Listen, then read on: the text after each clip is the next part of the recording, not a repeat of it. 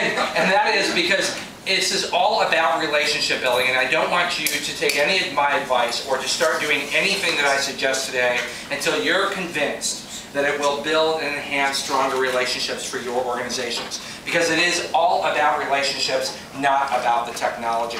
And it's so easy to get caught up in Web 2.0 and all the technology and everybody who's trying to sell you products.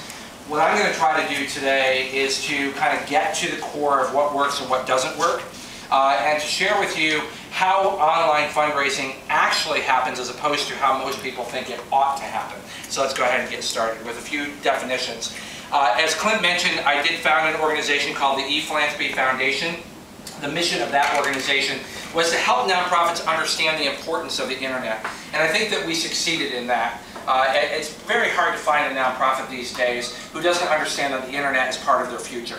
Now that everybody has their strategy all worked out, so now what we're doing is we're merging the ePhilanthropy Foundation with an organization called Network for Good.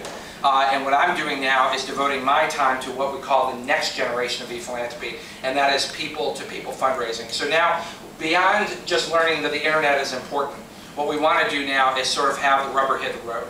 How do we actually manage this? How do we actually pull people together? And that brings us to, you have to be living under a rock these days not to have heard about social networking and Web 2.0. But what does it really mean, and how does it fit into the average life of a nonprofit organization? First of all, let's take a look at the second half of that, Web 2.0. For a lot of people, they kind of get glassy-eyed when they hear Web 2.0. It's like, where was Web 1.0 and did I get the memo? Did we upgrade? Should we have bought something? So let me explain the difference. Web 1.0 is basically brochureware. It was the early web where you took your information, you threw it up on the web. Nothing interactive about that. People could come and learn about you. What Web 2.0 is what we call the participatory web, and that's interactive, and that's what your website really should be focused on. And today we're going to really talk about what's real, what's not real, what you need to be doing to be able to compete in today's environment. And that is very much Web 2.0. Where are we moving to? Social networking. Right now, today, it's entirely possible for you to ignore social networking in the nonprofit sector. Sorry, Clint.